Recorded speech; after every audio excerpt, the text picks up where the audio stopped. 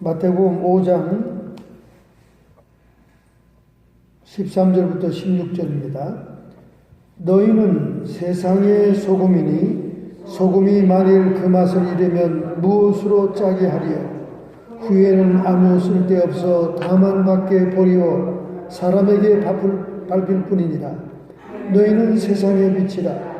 산 위에 돕는 동네가 숨기우지 못할 것이요 사람이 등불을 켜서 말 아래 두지 아니하고 등경 위에 두나니 이러므로 집안의 모든 사람에게 비추느니라. 이같이 너희 빛을 사람 앞에 비치게 하여 저희로 너희 착한 행실을 보고 하늘에 계신 너희 아버지께 영광을 돌리게 하라. 아멘.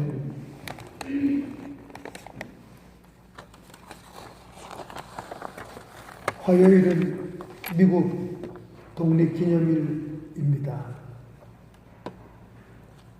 그래서 징검다리 연휴를 통해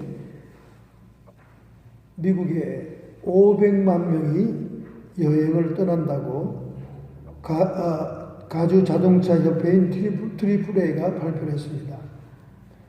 자기 집에서부터 50마일 이상을 휴가로 떠나는 사람들이 500만 명이라는 거죠. 특별히 이 북가주에 있는 사람들은 190만 명이 떠난다고 예상을 했습니다. 이것은 전년도에 비해 2.8%가 올라갔다 이렇게 얘기를 하고 있습니다. 아마 경기가 좋은 탓이겠죠. 이렇게 수많은 사람들이 휴가를 떠납니다. 그러나 정작 미국 독립을 위해서 얼마나 미국 시민들이 목숨을 내놓고 생명을 다한 전쟁을 치루었고 역사적인 사건에 대한 생각을 하는 사람들이 얼마나 있을까 이렇게 생각이 되네요. 그들은 믿음과 더불어 영국으로부터 독립하기 위해서 정말 목숨을 수없이 던졌습니다. 그런 터전 위에 우리는 이 대국을 이루어 살고 있다는 사실을 기억해야 됩니다. 미국 역사 400년이라는 다큐멘터리를 여러분이 보셨다면 거기에 처절하고 처참한 전쟁 이야기가 독립이 거저 얻어진 것이 아니라는 것을 여러분이 기억할 것입니다.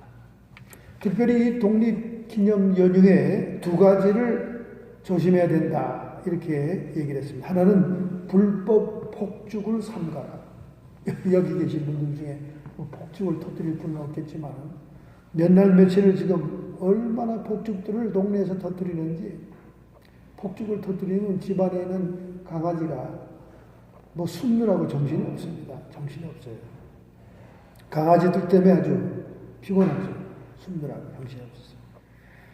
그래서 이 폭죽도 허가된 동네에서만 해야 된다는 거죠. 특별히 이 베이 지역의 헤이워드 동네는 폭죽이 허가되어 있지 않습니다. 왜 그러냐면 수년 전에 헤이워드에서 터진 폭죽이 날아가가지고 지붕에 떨어졌습니다. 근데 그 지붕이 특별히 헤이워드에 오래된 50년, 60년 이상 된 집이 많거든요. 그 지붕은 전부 다 나무로 되어 있습니다. 여러분 알죠? 나무로 된 지붕. 아주 굉장히 말라서 그건 아주 휘발유같이 불이 옮겨 붙어요. 너무나 오랜 세월 뜨거운 태양에 말랐기 때문에. 그 다음에 그 나무들을 접촉하기 위해서 석청을 이렇게 발라놨어요.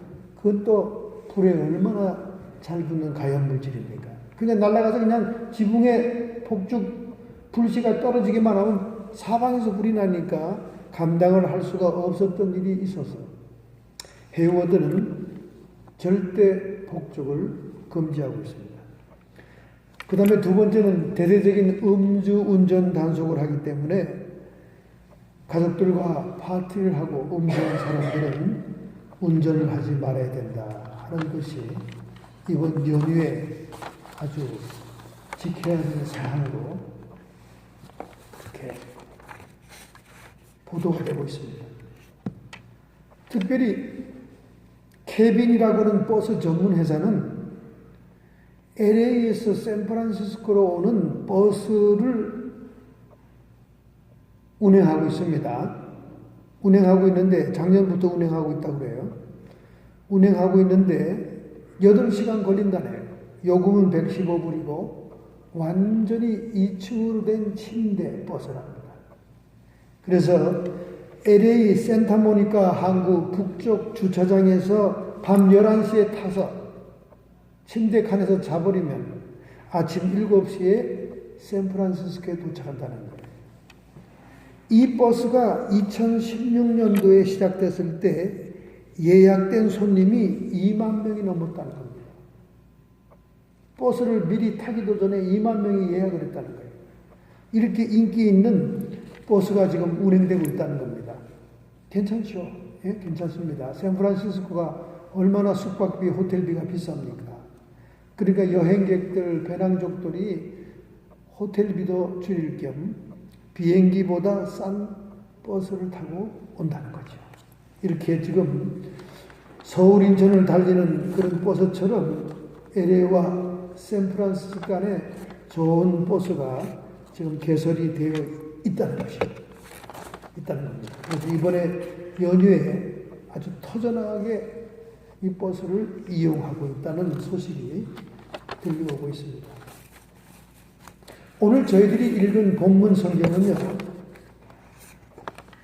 천국에 들어갈 수 있는 성도들이 이 땅에서 행한 사명을 얘기하는 겁니다.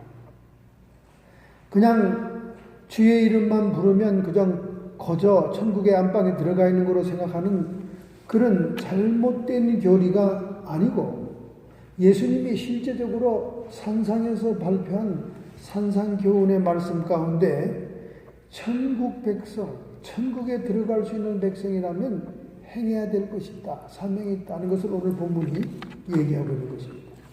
특별히 구약시대에는 시내산에서 율법이 선포됩니다. 그 율법을 지키지 못하고 하나님의 뜻에 불순종한 1세대는 광야에서 죽었습니다. 세컨 제네레이션만 살아서 여호수아와 갈렙의 인도로 가나안 땅에 들어가죠. 그것은 마치 이 땅이 광야와 같고, 그리고 예수 믿는 자들이 입으로만 주여 주여 하는 것이 아니라 시온산에서 선포된 천국의 율법, 천국의 헌장, 즉 하나님 나라 백성의 헌장, 이것을 지켜야 우리가 천국에 들어갈 수 있다는 거예요. 그래서 우리가 이 천국에 들어갈 수 있는 성도들의 사명이 뭐냐 하는 것을 오늘 다시 한번 리뷰해 봐야 됩니다. 여러분이 아는 것 같아도 모르고 있고, 알고 있어도 실천하지 않고 있습니다. 그러면서도 우리는 아무런 가책도 없이 천국에는 완전히 들어가 있고, 심지어 면류관까지 받을 것이고, 심지어 예수님이 칭찬할 것이라고 하는 자기만족에 빠져 있다는 거예요. 그래서 오늘 여러분 정신 차리라고, 여러분과 제가 정신 차리기 위해서 오늘 이 말씀을 증거하게 되는 것입니다. 구약시대의 시내산에서 율법이 있었고, 그 율법을 지키지 못한 백성들은 광야에서 죽었고, 신약시대에는 시온산에서 천국 백성의 헌장, 하나님 나라 백성의 율법인 팔복이 선포됐다는 거예요. 자, 그러면 이 팔복은 우리 개인적인 삶을 연단시키고 훈련시키며 실천해야 될 것이라면, 오늘 읽었던 본문 소금과 빛의 비유는 이웃과 세상에 대한 성도의 사명, 성도의 삶의 원리를 제시하고 있는 거예요. 이 말씀이 너무나 흔하고 너무나 우리가 주일학기 때부터 귀에 딱지가 되도록 들은 말씀이기 때문에 우리는 스스로 착각을 합니다. 내가 그렇게 살고 있다고. 그런데 그게 아니라는 것을 우리가 깨우치면서 인생의 참다운 의미, 우리 주변에 제시하는 천국 성도의 사명을 깨달아야 됩니다. 그러면 그 구체적인 의미가 무엇일까요? 오늘 본문 말씀 13절입니다. 너희는 세상의 소금이다.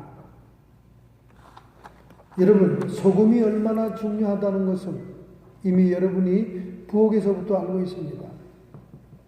고대 사회로부터 현대에 이르기까지 소금은 우리 인간 생활의 필수 물질이죠.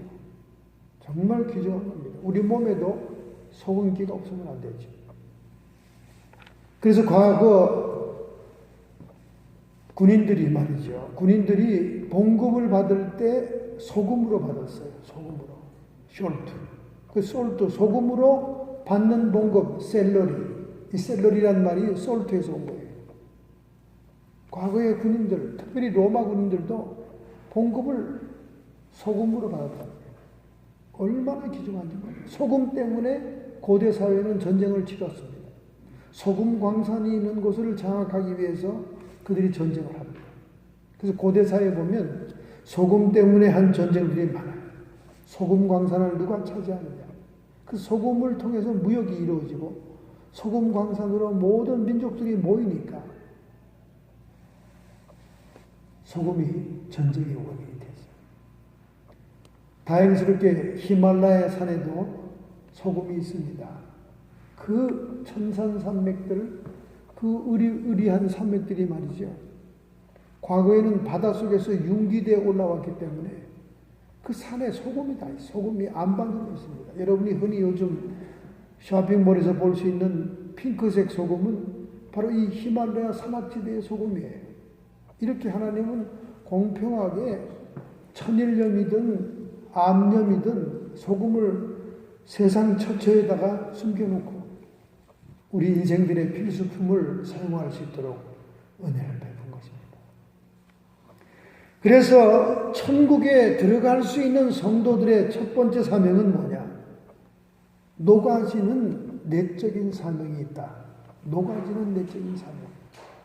그것은 바로 소금 같은 사명을 감당해야 된다. 그럼 오늘 이 본문에 보니까 13절에 만일 소금이 그 맛을 잃으면 밖에 버리어 사람들에게 밟힐 뿐입니다. 소금이 맛을 잃으면 무용지물이 되니까 그냥 버려져서 밟히는 거죠. 우리 성도들을 소금에 대입시키면 성도들이 성도다운 삶을 살지 못하고 예수님의 모습을 보이지 못하면 세상 사람들의 손가락질 당하고 세상 사람들에게 무시를 받습니다. 그래서 우리는 녹아지는 내적인 사명인 소금 사명을 감당해야 됩니다. 그런데 이 소금 사명이 어떤 것이냐? 팔복에 답이 다 있어요. 팔복에. 우리가 빛과 소금에 대한 이 사명을 팔복에 천국 하늘 백성의 헌장에 연결해서 이해를 하면 놀라운 이해가 됩니다. 여러분과 제가 정말 소금이냐 아니냐는 팔복의 전반부 4가지를 통해서 알 수 있습니다. 첫째 뭡니까? 심령이 가난함. 심령이 가난한 자가 천국을 소유한다. 여러분이 심령이 가난하면 소금의 맛이 있는 거예요. 심령이 가난한 말이 무엇입니까?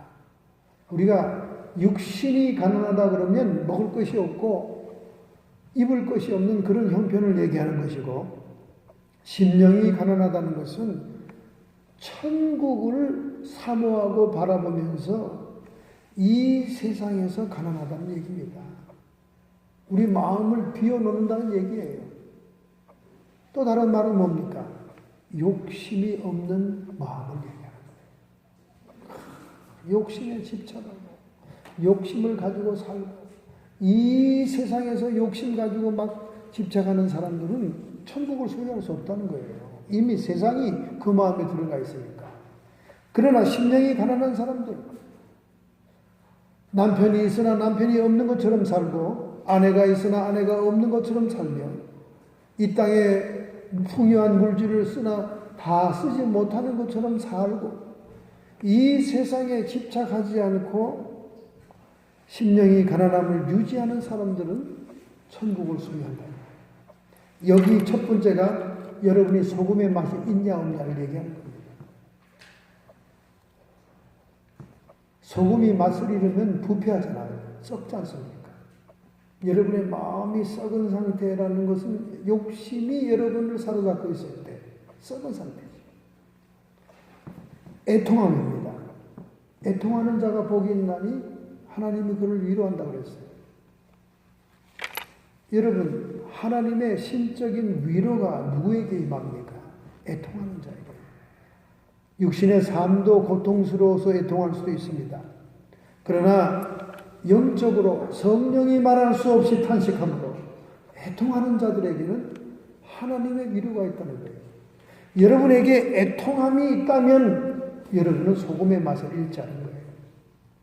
희낙낙하고 세상이 즐겁고 세상이 그저 너무 재미있고 향락과 쾌락을 찾아서 헤매고 다니는 방탕한 사람들은 영적인 애통함이 없는 거예요. 믿지 않는 자녀들과 믿지 않는 남편을 위해 애통함이 없는 거예요.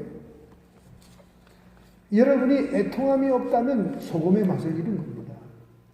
애통함이 있어야 돼요. 영적인 그 시각이 있어야 돼요. 영적인 눈이 있어야 됩니다. 사람들 겉보기 보면 다 멀쩡하죠. 한국의 아파트 몇 채씩 있고 매덕을 가지고 있고 자식들은 무럭무럭 잘 자라고 있고, 그러나 하나님은 그 심령을 보여주지 않습니까? 그 심령을 뚫어볼 때 그 심령 상태가 얼마나 죄에 속해 있고 죄를 짓는 자는 마귀에게 속하나. 자기 마음에서 나오는 말 같고 자기 마음에서 나오는 행동 같지만은 사실은 죄를 통해 자신을 억압하는 마귀와 귀신들의 소리를 하고 있다 그 말이죠.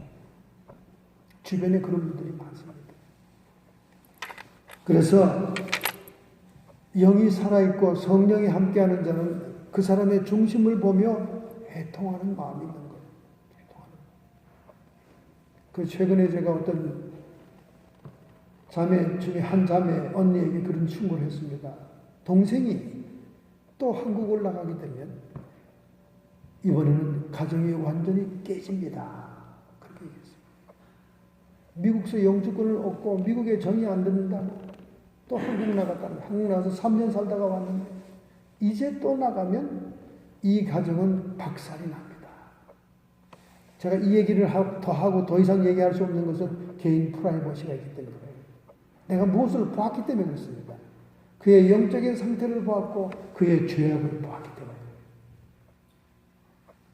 그래서 아주 심각하게 그 얘기를 받아들이는 것을 보았습니다. 영혼들을 향해서 애통함이 없다면 그건 소금의 맛을 잃은 거예요. 그 다음에 의에 목마른 자가 복이 있느니라. 의에 목마른 자. 무언가 주님의 뜻대로 주님이 기뻐하시는 대로 살고자 하는 그 의에 대한 목마름이 없다면 소금이 맛을 잃은 거예요. 그러나 그 의에 대한 목마름, 내가 실제로 의를 많이 행하지도 못하고 의를 많이 결실을 맺지 못할지라도 목마름조차도 없다. 그거는 소금이 맛을 잃은 거예요. 이렇게 의에 대해서 목마른 자에게 하나님이 영적인 풍요함을 보충하고 공급해 주는 겁니다. 여러분에게 의에 대한 목마름이 있습니까? 내가 하나님의 뜻을 실천해야지. 선행을 행해야지. 소자들에게 도움을 줘야지. 내가 주의 이름으로 이 일을 행해야지 하는 그런 의에 대한 목마름이 있냐 그 말이죠. 그것이 소금인지 아닌지를 구별하는 거예요. 마지막 팔복의 전반부 네 번째 마지막은 마음이 청결한 자는 복이 있나니 저가 하나님을 볼 것이며. 여러분과 저의 마음이 청결하냐? 청결하지 않으면 그건 소금이 부패한 겁니다. 썩은 거예요. 맛을 잃은 겁니다. 청결 상태를 유지하는 것은 회개를 깊이 하는 거예요. 회개를 잘 하는 거예요. 이 회개란 것이 쉬운 것 같지만은 하나님의 성령이 감동하지 않으면 절대 회개가 되지 않습니다. 절대 회개가 안 돼요. 아이고 목사님 죽기 직전에 제가 회개하면 천국 가지 않겠습니까? 죽기 직전에 회개할 마음이 생겨야 회개가 되는 거예요. 회개가 쉬운 게 아닙니다. 사람들한테 얘기해 보세요. 당신 회개해야 되는. 내가 회개할 게 뭐가 있어요? 난 법 없이도 사는 사람입니다. 내가 뭘 잘못했길래 회개해요? 이런 사람이 대부분이에요. 대부분입니다. 그래서 하나님은 성령의 지혜와 지식의 은사로 그 사람의 죄를 구체적으로 지적해 줍니다. 심지어 죄의 대상, 죄의 항목까지 구체적으로 얘기할 때 그때 머리를 숙이고 회개해 볼까 하지, 그전에는 전부 다 꿀먹은 벙어리처럼 시치미를 딱 떼고 부정을 하죠. 오늘 여러분의 마음이 회개된 심령으로 청결합니까? 청결하지 않다면 소금이 맛을 잃어 부패된 거예요. 우리가 이렇게 네 가지의 팔복 중에 네 가지를 가지고 소금의 순수함을 유지할 것이냐 하는 것을 우리가 체크할 수가 있습니다. 바로 이것은 주님의 특성 중에 있는, 주님의 품성 중에 있는 방부제, 방독제를 얘기하는 거예요. 방부제, 방독제, 이게 소금의 역할입니다. 이것이 생명을 보존하게 하는 기능이 있어요. 여러분, 소금기가 없으면 계속 썩어 나갑니다. 생명이 보존이 안 되죠. 또 소금이 짠맛이 없으면 독이 나가질 않아요. 디톡스가 안 됩니다. 그러면 생명을 보존할 수 없죠. 요즘 최근에 들은 여러분 뉴스 가운데 폐혈증이라는 뉴스를 많이 들었죠. 폐혈증. 멀쩡한 사람들이 갑자기 그냥 폐혈증으로 죽었다는 거예요. 갑자기 죽는 것 원인 두 가지, 심장마비와 폐혈증입니다. 여러분, 폐혈증이 뭡니까? 폐혈증. 하도 궁금해서 사모하고 저는 찾아봤어요. 폐혈증은 피 속에 염증을 일으키는 세균이 돌아다니는 거예요. 예를 들면 부둣가에서 부패된 조개 음식을 먹으면 그 조개 속에 있는 염증을 일으키는 바이러스가 피를 타고 돌아다니는 겁니다. 피를 타고 돌아다니다가 아무 장기에나 붙어서 염증을 일으켜서 순간적으로 죽게 만드는 거예요. 그래서 이 폐혈증이 제일 무서운 겁니다. 그래서 음식도 조심해야 되고 여러분의 면역을 키워야 돼요.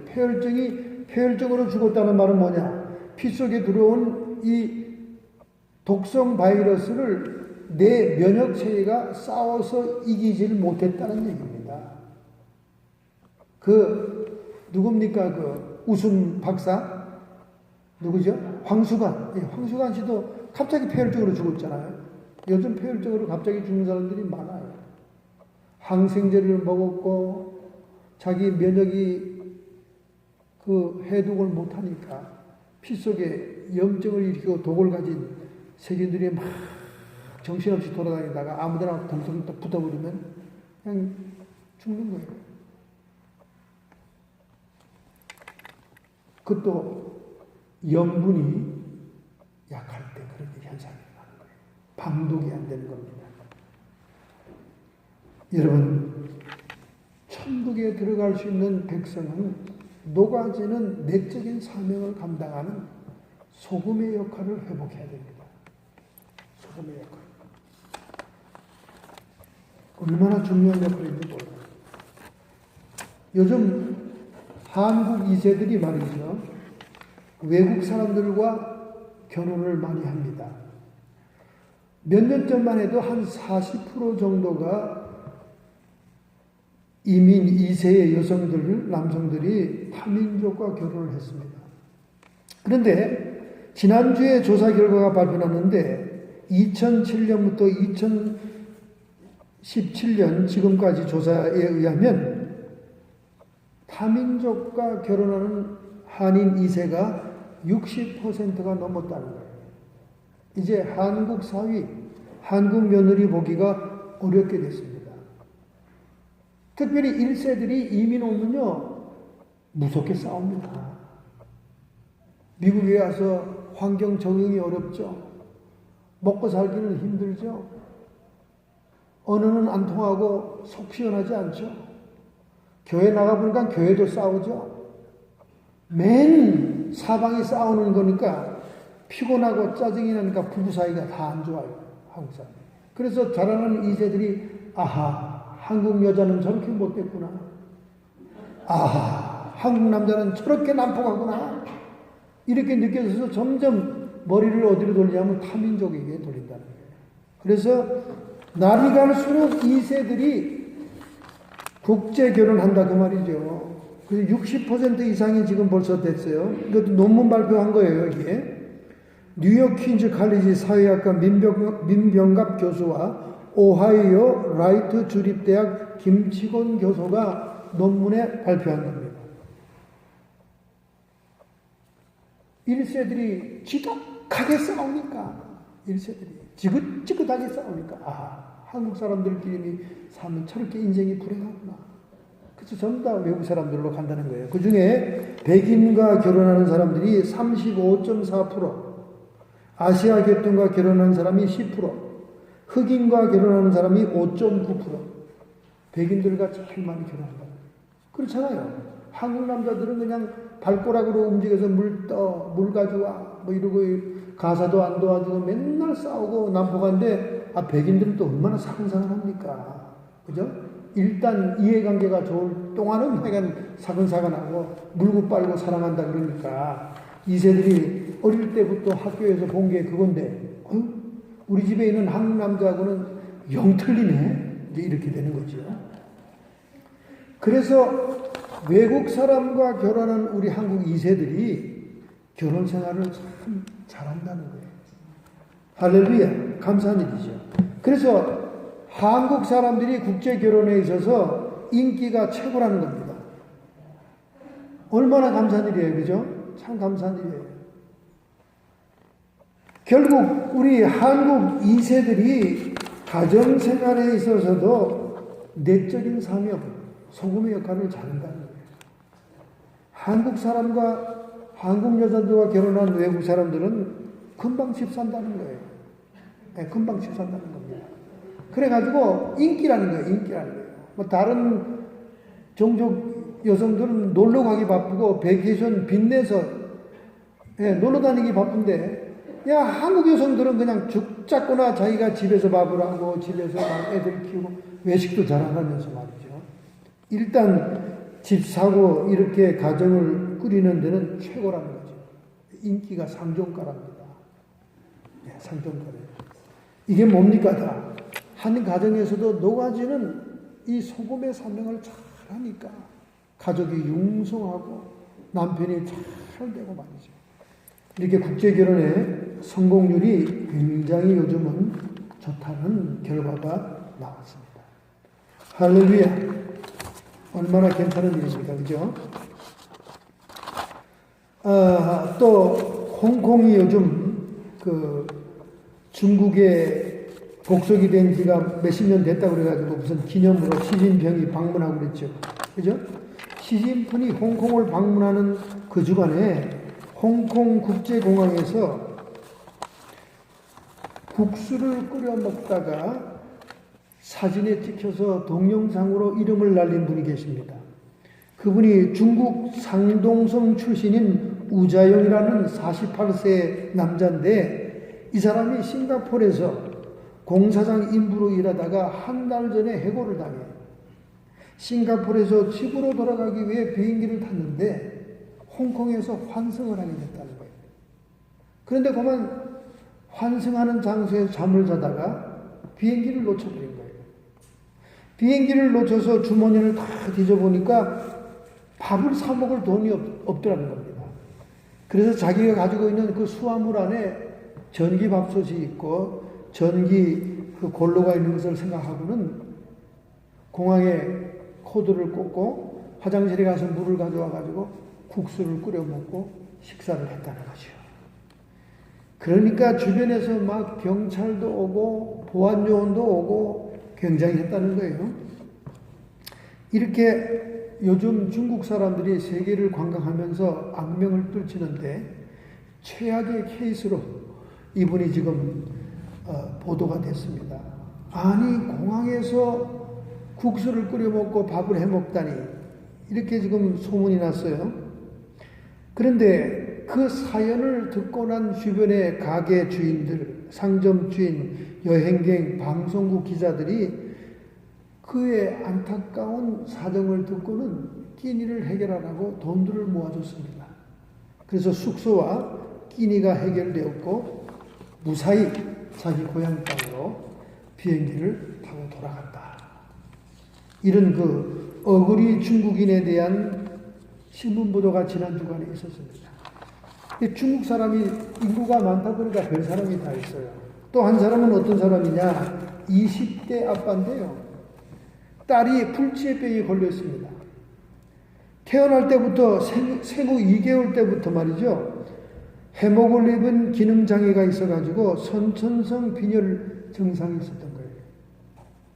그래서 그 피를 계속 공급을 해줘야 되는 병입니다. 그런데 유리 공장에서 일하는 이 장씨 아버지가 치료비를 감당할 수가 없는 거예요. 그래서 할 수 없이 부인과 함께 수혈로 목숨을 연명하던 이 딸을 더 이상 치료를 포기하고 시한부 인생이 되니까 이 아버지는 마당에 무덤처럼 구덩이를 파놓고 자기 딸과 그 구덩이에 들어가는 연습을 했다는 거죠. 딸이 장차 죽더라도 무덤에 들어가 누워있는 걸 무서워하지 않게 같이 매일 거기에 들어가서 장난치고 놀았다는 겁니다. 그것이 또 SNS로 보도돼가지고 눈물겨운 부정이다. 눈물겨운 아버지다. 막 이렇게 또 소문이 난 거예요. 뭐 딸이 죽으면 뭐 무덤에 들어가는지 뭐 밖에 있는지 알게나 뭐겠습니까만은 아버지가 안타까우니까 이제 그렇게 한 거죠. 그랬더니 또 사방에서 치료비가 다 뛰었다 하는 그런 신문 기사가 나왔습니다. 하여간 중국 사람들이 인구가 많다 보니까 공항에서 국수를 끓여 먹는 사람도 있고 또 딸 데리고 무덤에 들어가 딸이 무덤에 들어가 누워있는 훈련을 하는 것도 있고 아주 별 사람들이 다 있습니다. 여러분과 제가 가정이든 직장이든 사회든 녹아지는 내적인 사명인 소금의 사명을 잘 감당할 때 우리는 천국의 백성이 됩니다. 할렐루야. 두 번째입니다. 14절 너희는 세상의 빛이다. 빛이라고 얘기하는 거예요. 우리가 이 소금과 빛에 대해서 너무 막연하게 생각하기 때문에 실천할 생각도 못했는데 우리 빛에 관한 설명도 팔복의 복음의 말씀 가운데 4가지가 빛과 관련되어 있다는 거예요. 첫째, 온유함입니다. 온유한 자가 땅을 기업으로 받으리라. 이 성경 해석은 참 어려운 겁니다. 온유한 자가 땅을 기업으로 받는다. 그럼 복부인들은 다 온유한 사람인가? 땅을 기업으로 받았습니까? 그런 뜻이 아닙니다. 이거 잘 해석해야 돼요. 여기 땅이라는 것은 장차 새 예루살렘 수도를 짓고 온 세계를 고을을 다스리게 하는 그 땅을 얘기하는 거예요. 천국에서 철장 권세로 다스리는 그런 특별한 성도의 모습을 얘기하는 겁니다. 그 온유함이 뭐길래 그렇게 천국에서 그렇게 땅을 소유하는 그런 축복을 받냐? 여기 온유라는 것은 자기의 뜻을 꺾고 자기의 고집을 꺾고 하나님의 뜻을 순종하는 자를 얘기하는 거예요. 자, 여러분 오늘 여러분들이 내 고집을 꺾고 내 자아를 깨트리고 하나님 뜻을 우선해서 순종합니까? 그렇다면 여러분 빛입니다. 빛이에요. 빛된 사명을 감당하는 거예요.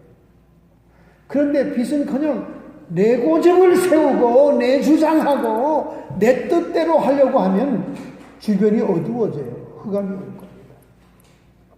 흑암이. 특별히 우리 한국 사람들이 이제 고집이 좀 세죠. 고집이 세요. 직장 생활도 어려운 분들이 많고요.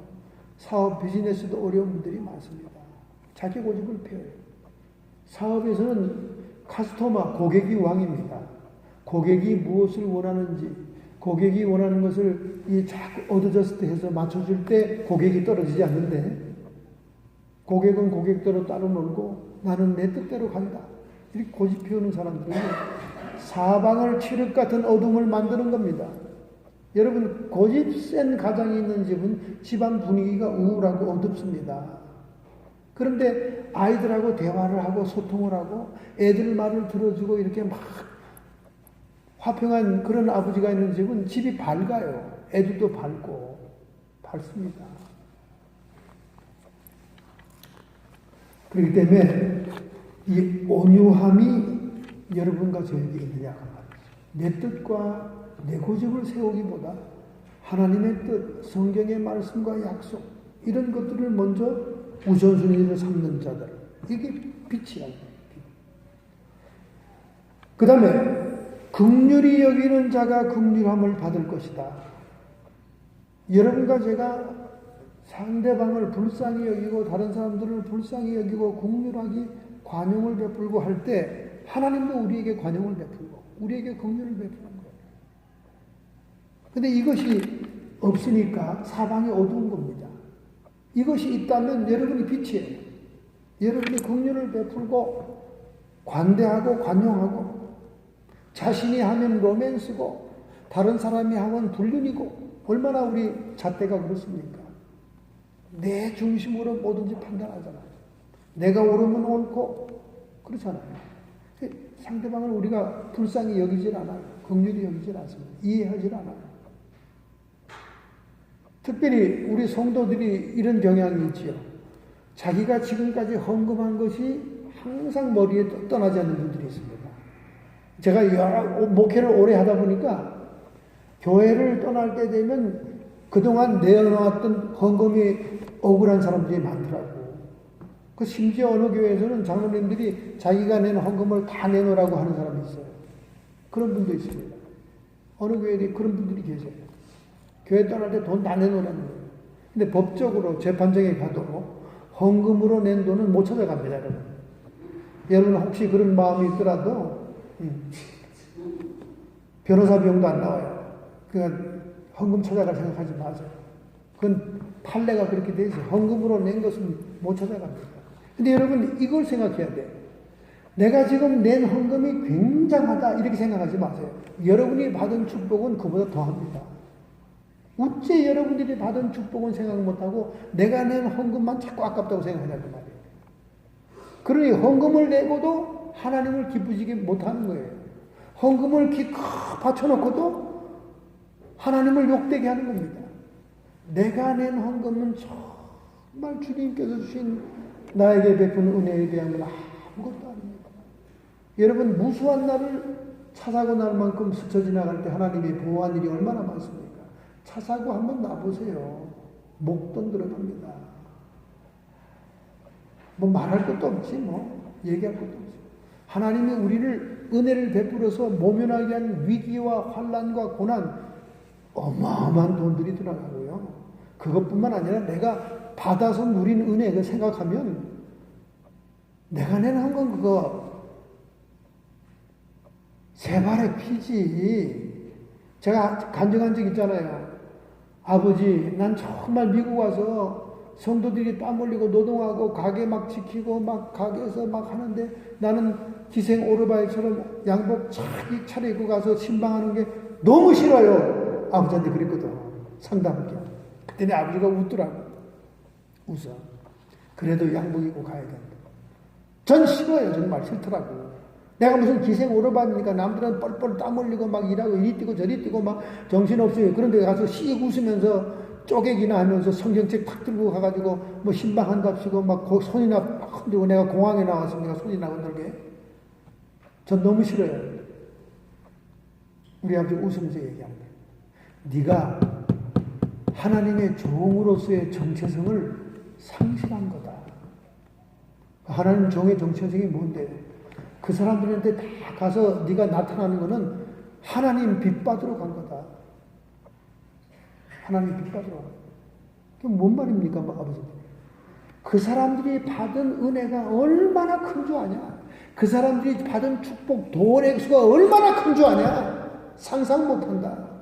그걸 까맣게 잊고 하나님께 감사할 줄 모르고 하나님을 예배할 줄 모르고 하나님께 나올 줄 모르는 사람에게 네가 종으로 탁 양복을 갖춰 입고 가서 눈만 마주쳐도 그들의 죄책감을 깨닫게 해서 교회로 인도해야 됩니다.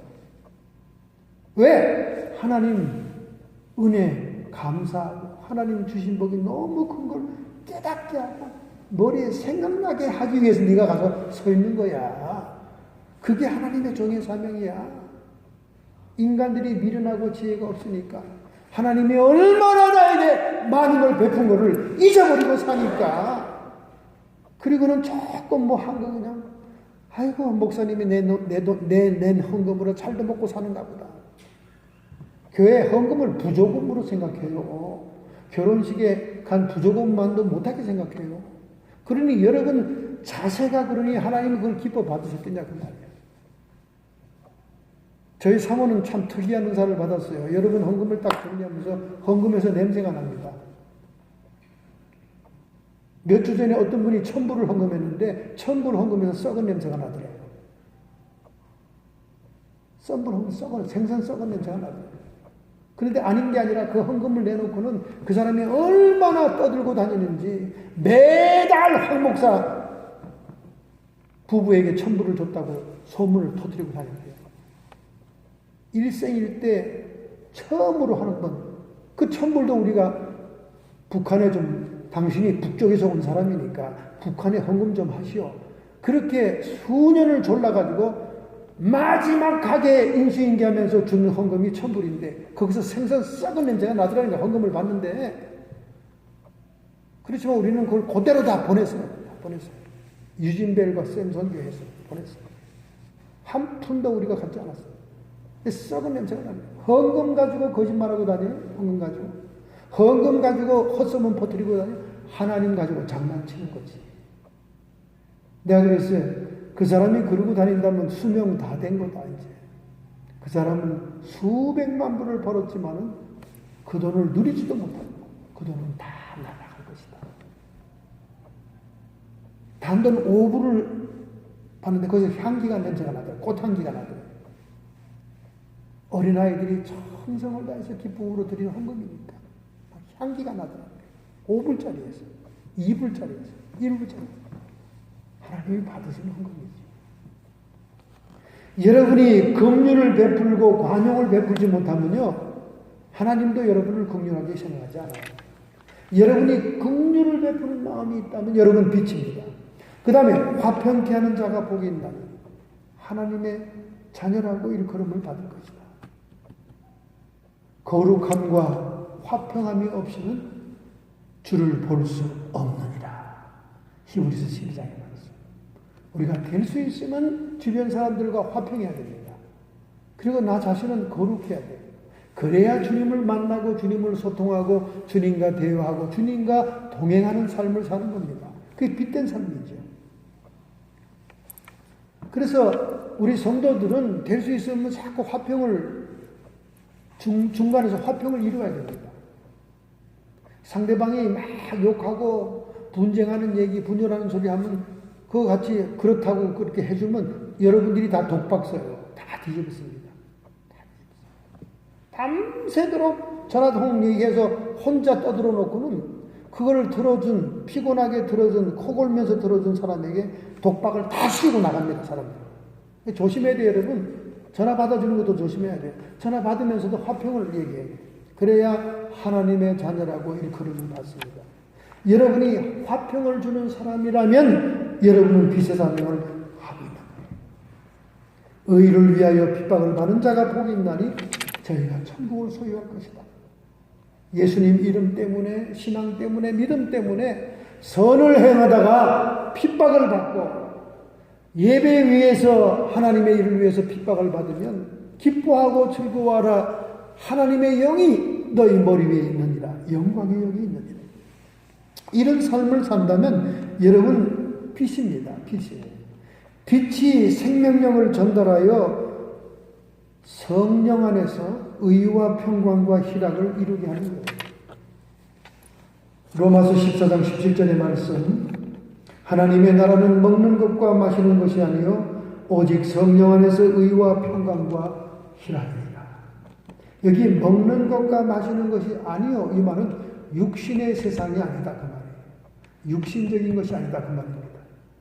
오직 성령 안에서 의, 화평, 평안, 희락, 이런 마음이 든다는 거죠. 여러분과 제가 그런 마음이 든다면 여러분은 빛이에요. 이미 빛이야. 빛을 비추는 거예요. 저희로 너희의 착한 행실을 보고 하늘에 계신 너희 아버지께 영광을 돌리게 하라.